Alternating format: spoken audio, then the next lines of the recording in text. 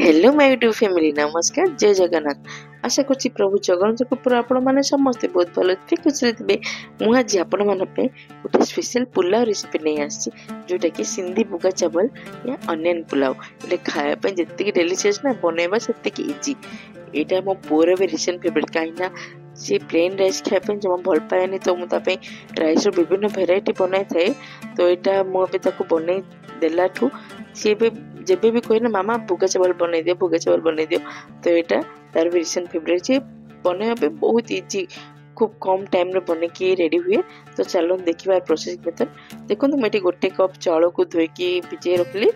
चारिटा खंडे पियाज यहाँ माने पियाज रही मेन रोल ए। तो पियाज आपण माने सफिशिएंट ऐड करेंगे। चार्टा पियाज को स्लाइस कर रखी आ होल स्पाइसेस देखले कर नेली। आ गोटे स्पून तेल रे गोटे स्पून घी भी ऐड कली। से गरम हो सारा पर मुझे दुईटा तेजपत्र गोटे दालचीनी दुईटा छोट इलाच गोटे बड़ इलाच किसी लवंग किसी गोलमरिच दाना देकी भल भाव फुटीगला गोटे स्पून जीरा ऐड करदेली। जीरा फुटीगला मुझे प्राय पियाज को स्लाइस कर रखी से ऐड करदेली। पियाज ऐड कर आम लुण चिन्ह ऐड करवा लुण नदे जल्दी सीझीज। तो यहाँ देखूँ मुझे गोटे स्पून लुण सहित गोटे स्पून चीनी भी ऐड कली कहीं आमको पियाज कारामेलाइज करिया पड़ो। आपण यहाँ माने पेशेंस थो यहाँ ही मेन प्रोसेस। ए आपण लो फ्लेम रे ही पियाज को भल भाव भाजी भाजी कषि कषि पूरा तार कलर जमी ब्राउन कलर जमी बिरिस्टा आमर रेडी हुए ना सेम ही से कारामेलाइज है जाए पियाज आम ताको भाजिबा।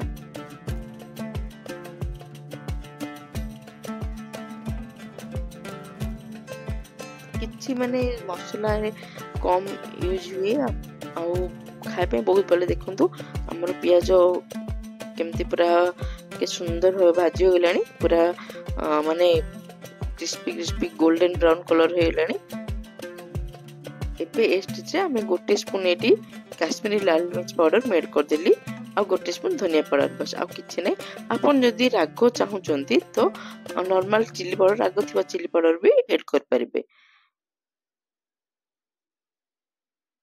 बिलीव करंतु बस ये जो गोटा मसला और जो पियाज रो जो माने कारामेलाइज अनियन रो जो टेस्ट रे एते बढ़िया लगे ना। आपन थरे बनांतु तापरे मते कहबे।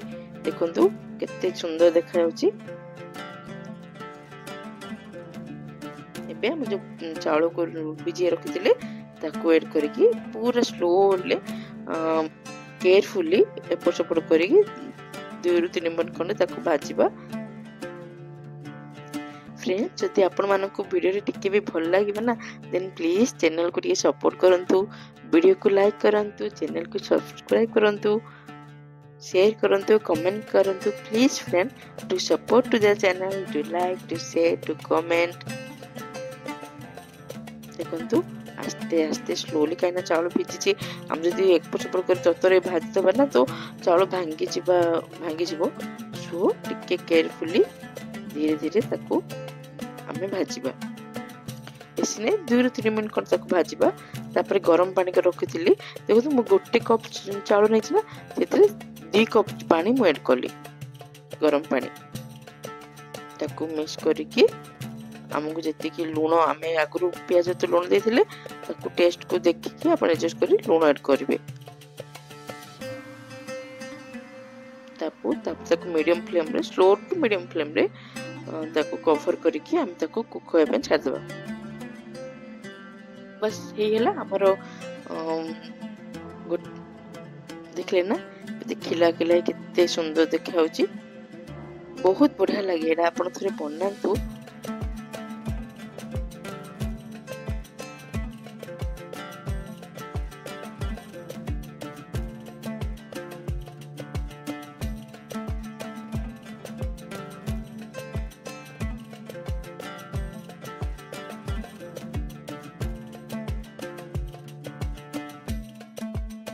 कवर करके हम तक 5 मिनट कर छाड़ देला परे से आपे आपे सेट हो जिवो।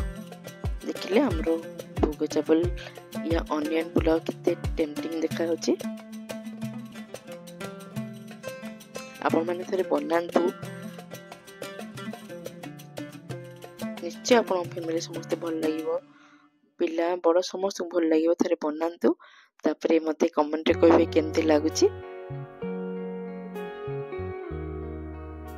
एटा मु आलू टुक सहित शेयर करथिली आलू टुक रेसिपी मु शॉर्ट वीडियो रे मो चैनल रे अपलोड करबे आपण माने देखि परिबे तो रहूची संग माने नमस्कार जय जगन्नाथ।